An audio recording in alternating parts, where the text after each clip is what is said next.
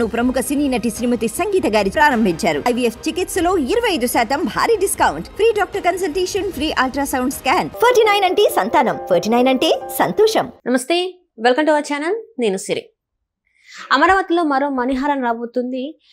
Happy NEFT ఏదైతే ఉందో మరుగున పడిపోయిందో అది మళ్ళీ బయటికి రాబోతుంది. ఇంతకీ హ్యాపీ నెస్ట్ ఏంటి? సో ఈ అంశాన్ని మనకు వివరించడానికి మనతో పాటు ఉన్నారు ప్రముఖ senior journalist, political analyst C S Rao garu. నమస్కారం సార్. నమస్తే సరే, అమరావతికి మరో మణిహారం లాగా వస్తుంది హ్యాపీ నెస్ట్ అని చెప్పేసి. అంటే అది గతంలో వచ్చినా కూడా అది మరుగున పడిపోయింది, ఇప్పుడు మళ్ళీ దాన్ని బయటకు తీసుకొస్తున్నారు. చర్చనీయాంశమైంది. ఇంతకీ అది ఏంటంటారు? సో హ్యాపీ నెస్ట్ అనేది ఒక ప్రతిష్టాత్మకమైనటువంటి ప్రాజెక్టు. అది గవర్నమెంట్ CRDA చేపడుతుందని చెప్పేసి అప్పుడు హ్యాపీ నెస్ట్కి సంబంధించినటువంటి కొనుగోళ్లను అప్పుడు ఆన్లైన్లో పెట్టినప్పుడు వితిన్ అవర్స్లో కొనేశారు. ఎక్కువగా NRIలు వాళ్ళు కొనేశారు. హ్యాపీ నెస్ట్ అనేది అత్యాధునికమైనటువంటి సౌకర్యాలతోటి, అలాగే డిజైన్స్ కూడా ప్రపంచంలో ఎక్కడ కనిపించినటువంటి డిజైన్స్ తోటి ఒక G+18 టవర్స్, 12 టవర్స్ నిర్మించాలని G+18 హైట్ తోటి 18 అంతస్తులతోటి అన్ని సౌకర్యాలతోటి క్లబ్ కానీ, తర్వాత ఈ జిమ్స్ కానీ, వీటన్నిటితోటి కూడా అన్ని సకల సౌకర్యాలు విలాసవంతమైనటువంటి వాటితోటి నిర్మించాలని CRDA అప్పట్లో ఒక ప్రాజెక్ట్ని డిజైన్ చేసింది. 14 ఎకరాల్లో క్రియేట్ చేసింది. ఈ 14 ఎకరాల్లో నిర్మించి ఇవ్వడానికి అది సిద్ధమైంది. దాంతో ఫ్లాట్లోని 3 బెడ్రూమ్ ఫ్లాట్స్ని కొనుగోలు చేయడానికి ఆన్లైన్లో పెట్టినప్పుడు వితిన్ అవర్స్లో బుక్ అయిపోయినాయి. దానికి అంత డిమాండ్ వచ్చింది ఆ రోజున. ఆ తర్వాత అది జగన్మోహన్ రెడ్డి అధికారంలోకి వచ్చిన తర్వాత ఏమైంది, 3 రాజధానులు అని చెప్పేసి ఈ హ్యాపీ నెస్ట్ని క్లోజ్ చేశాడు. హ్యాపీ నెస్ట్ని మూలన పడేశారు. మూలన పడేసిన తోటి ఎవరైతే ఈ హ్యాపీ నెస్ట్లో ఫ్లాట్లను కొనుగోలు చేశారో, ఆన్లైన్లో అడ్వాన్సులు కట్టారో, వాళ్ళు న్యాయ పోరాటం చేశారు. రెరా రూల్స్ ఉన్నాయి కదా, ఈ రెరా రూల్స్ ప్రకారం ఫైట్ చేశారు. ఫైట్ చేసి ఎట్టకేలకు దాంట్లో వాళ్ళు గెలిచారు. గెలిస్తే ఇప్పుడు మళ్ళీ ఆ ప్రాజెక్ట్ని రివోక్ చేస్తూ మళ్ళీ ప్రభుత్వం ఈ హ్యాపీ నెస్ట్ని నిర్మించి లబ్ధిదారులకు అందించడానికి, ఎవరైతే వినియోగదారులు ఉన్నారో వాళ్ళకి అందించడానికి సిద్ధమైంది. సో ఈ హ్యాపీ నెస్ట్ రాబోతుంది అంటేనే అదొక మణిహారం అమరావతికి. అమరావతి రాజధాని ఒక వినూత్నమైన డిజైన్ తోటి అది గ్రీన్ ఫీల్డ్ సిటీ అని చెప్పి రాబోయే రోజుల్లో వరల్డ్ నెంబర్ 1 సిటీగా దాన్ని రూపుదిద్దాలని చంద్రబాబు నాయుడు ప్లాన్ చేశారు. ఆ మేరకు సింగపూర్ కన్సార్టియం తోటి ఒప్పందాలు చేసుకున్నారు. అప్పట్లో సింగపూర్ ప్రభుత్వంతో ఆ రోజున ఈశ్వరన్ అనే మంత్రి కూడా సింగపూర్ నుంచి వచ్చారు. CRDA తోటి ఒప్పందాలు చేసుకున్నారు. దాని నిర్మాణం పునాదులు పడ్డాయి. అదే టైంలో జగన్మోహన్ రెడ్డి ముఖ్యమంత్రి అయ్యారు. దాంతో మొత్తం భూస్థాపితం అయిపోయింది. భూస్థాపితం కావడంతో ఈ హ్యాపీ నెస్ట్తో పాటు అక్కడ నిర్మితం అవుతున్నటువంటి IAS క్వార్టర్లు, IPS క్వార్టర్స్, మంత్రుల క్వార్టర్లు, MLL క్వార్టర్లు, ఇవన్నీ కూడా మూలపడ్డాయి. ఉద్యోగులకు సంబంధించిన అన్నీ కూడా. సో మొత్తం దాన్ని ఒక శ్మశానం చేసేసామని చెప్పి ఆ రోజు మంత్రిగా ఉన్నటువంటి బొత్సానే చెప్పారు. అదొక శ్మశానం అని చెప్పేసి అమరావతిని ఆ స్థాయికి తీసుకెళ్లారు. సో దాంతో మొత్తం అమరావతి ప్రాజెక్ట్ అనేది కూలిపోయింది. అమరావతి ప్రాజెక్టు భూస్థాపితమైంది. దాని ఫలితంగా తెలంగాణలో హైదరాబాదు భూమి అందుకుంది. ఆ విషయాన్ని అసెంబ్లీ బయట, అసెంబ్లీ లోపల పదే పదే కేసీఆర్ చెప్పేవాళ్ళు. అంటే దీని వెనక చాలా పెద్ద భారీ కుట్ర జరిగింది అమరావతి మీద అనేది అర్థమవుతుంది.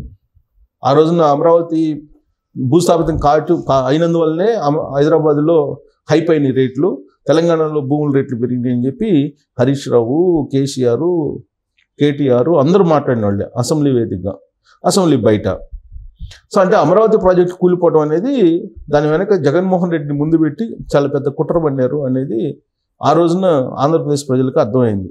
జగన్మోహన్ రెడ్డిని ఎక్కించిన తర్వాత అమరావతి ప్రాజెక్టు లేదు, 3 రాజధానులు అని చెప్పి ఎప్పుడైతే అన్నారో అప్పుడు అర్థమైంది కేసీఆర్ చేసినటువంటి కుట్ర ఏంటి అనేది. కేసీఆర్ అలాగే జగన్మోహన్ రెడ్డి చేసినటువంటి కుట్ర ఏంటి. ఆ తర్వాత ఏంటి, 3 రాజధానులు అని చెప్పేసి ఈ కేసీఆర్ అలాగే జగన్మోహన్ రెడ్డి వీళ్ళు కలిసి ఒక భూమాఫియా ఏర్పడి వైజాగ్ రాజధాని చెప్పి వైజాగ్లో పెద్ద ఎత్తున భూములు, అసైన్ ల్యాండ్స్, అది పెద్ద భూదందా చేశారనేది తెలుగుదేశం పార్టీ చెప్తోంది.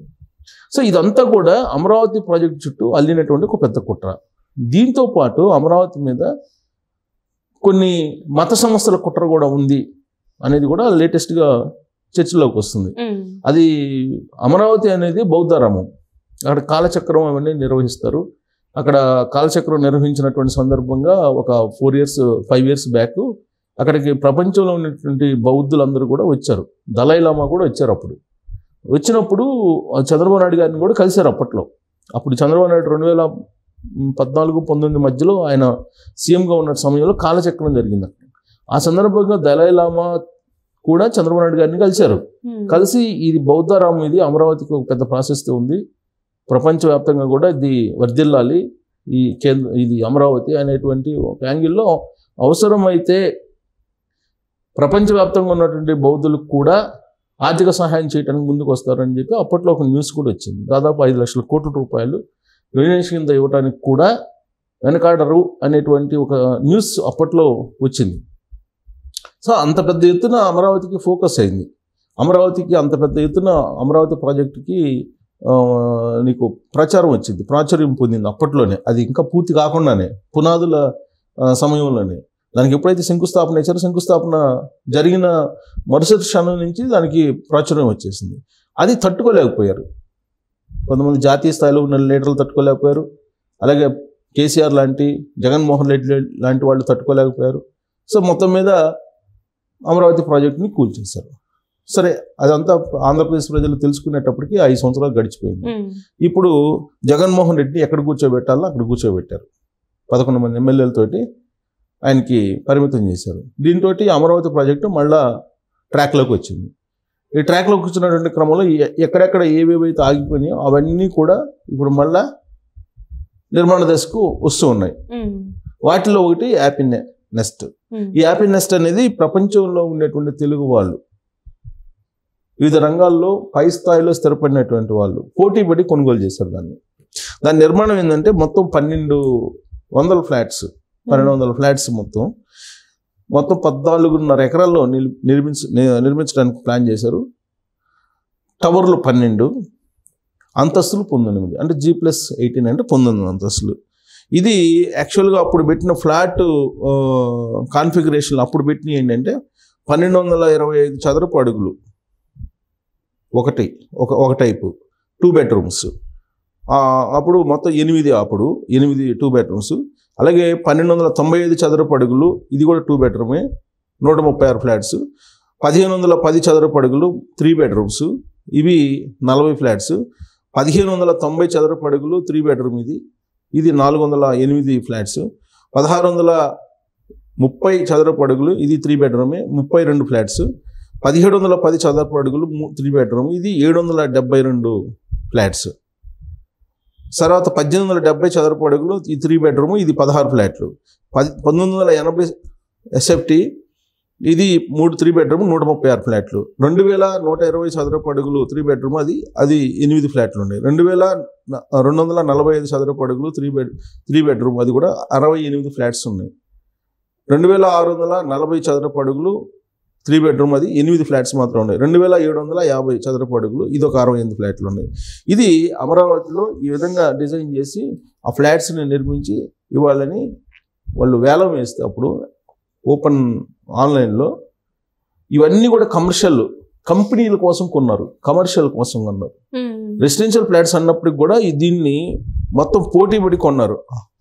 ఈ పోటీపడి కొని అసలు ఇమీడియట్ అవర్స్లోనే అయిపోయిన తర్వాత దాదాపు దానికి కొన్ని వేల కోట్ల రూపాయలు రావడం జరిగింది.